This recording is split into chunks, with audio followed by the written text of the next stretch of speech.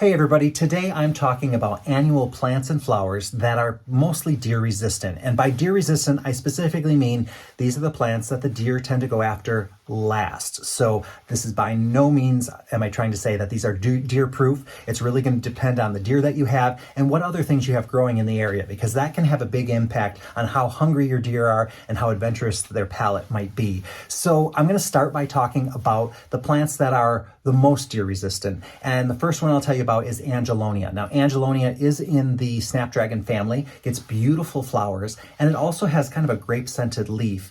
And sometimes scented leaves can be a real benefit in deterring the deer. They can smell it and they kind of avoid it. And that's especially true with a lot of the herbaceous annuals and perennials. And Angelonia, I'm not sure if it's the leaves that deter them or what it is, but definitely that's one that tends to be pretty good as far as the deer leaving those alone. Also on the list, Colacasia, that's elephant ear. They just don't like that thick rubbery texture of them, so they tend to leave them alone. They might be at risk when they're new shoots, and that's the case with most plants. The younger the shoots, the more likely the deer are to try to sample them because they don't really know how to identify them yet, so they just taste everything. But elephant ear, that's a big showy one, so that's a good one if you want to have a lot of drama and not have to worry about the deer getting at it. Another one is Euphorbia. Euphorbia is more of a filler, and it has this nice kind of baby's breath texture. It's really good for adding kind of form to your baskets and wherever you plant it. So that's a good one. Deer tend to leave that one alone, so thumbs up on that one. Geraniums are also usually pretty safe, and geraniums do have a fragrance. I think it's the fragrance that kind of deters them, and they might be a little bitter to them. But really, geraniums are usually safe. I have heard stories of people saying the geraniums got eaten by deer. Deer came right up on their porch and nibbled on them. But most people, their geraniums are usually in pretty good shape when they come up against the deer. Also, Helianthus, now that's the sunflower. Those tend to have more of a hairy leaf that the deer don't like, and they get these like 4-inch flowers and they're covered in them and they get large, so they're really nice dramatic plants. The new one is that Saturn. Really, I think it's going to be beautiful. Also on this list, Lantana. Lantana is another one that when you snip it, it gets a real citrusy smell, and I think that's a big deterrent for those deer. And Lantana comes in really beautiful colors, so I would say give that a go if you're looking at avoiding them. And Lantana is a heat lover, so it likes the sun and heat, so it does well in the summertime as well. Also on my list, Salvia. We have some new salvias. I talked about them before. We have some more mounding varieties, not just the big tall ones. So all of those tend to do pretty well against the deer. Again, those are kind of more of an herbaceous plant. They have a fragrant leaf that deters the deer, so good option there. Snapdragons in general are good options. The deer don't tend to bother those, as well as Torenia. Torenia is more of a shade-liking plant. We get those in 3 colors, and the deer just tend to leave those alone usually. And then Verbena is another one of those herbaceous ones.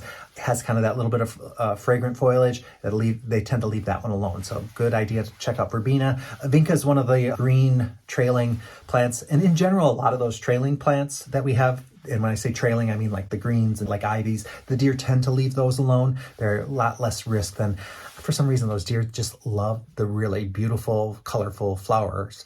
So anyway, now I'm going to tell you about this next batch. These are going to be they're also deer resistant, but maybe not quite as deer resistant as the ones that I just mentioned. So I'm looking at, in the begonias, really the wax begonias are your best bet if you're trying to avoid deer lunches. So the wax begonias, they tend to have smaller flowers than the other varieties, but they get a really good size and they have really beautiful leaves, and they do get covered in flowers. So they're really a great option if you do have a deer problem, if you're going for begonias, because they're also pretty good in shade and sun. So they're really versatile in that kind of situation. Also, let's talk about the Calibrachoas. Those tend to do pretty well against the deer. I have heard stories of people having trouble with the deer, kind of taking one bite out of them and then the plant's gone. So that can be one problem when they're younger, but in general, they get left alone.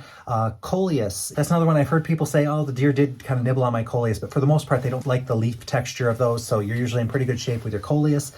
Dahlias are often in good shape. They do sometimes like those little fresh buds, so that would be the one time when they're really at risk. But once they leaf out, the deer tend to leave them alone.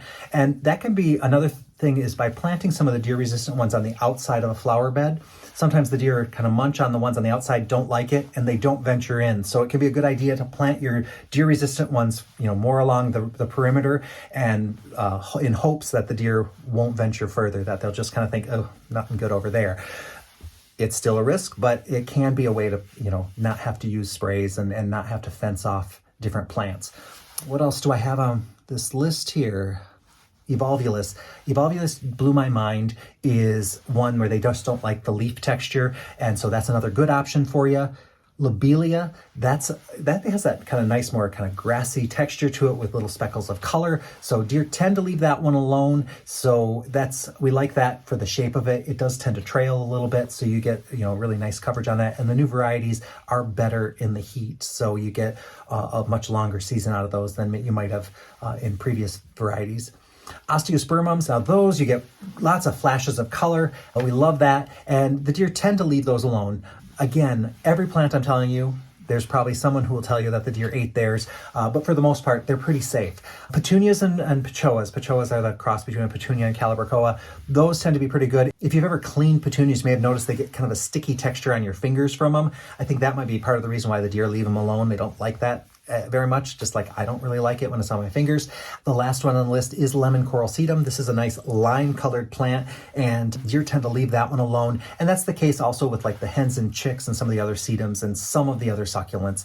Usually the deer kind of leave them alone. So I'd love to hear what plants have done well for you and which ones the deer haven't. I'm sure there's things on the list that maybe some of you haven't had good luck with the deer, but as a general rule, the ones that I mentioned are the safest bet. So good luck with you against the deer. You are able to spray, like we'll use plant skid on a lot of our perennials. With the annuals though, the disadvantage is that the annuals tend to keep growing and growing, and every time there's new growth, you usually have to give it a little bit more spray. Otherwise the deer just kind of go for the new stuff anyway. So it can be a little bit tedious, but for some people that's the only option, aside from building a really tall fence around your yard, which isn't always an option. So thanks everybody for watching. Good luck, and I will talk to you again very soon.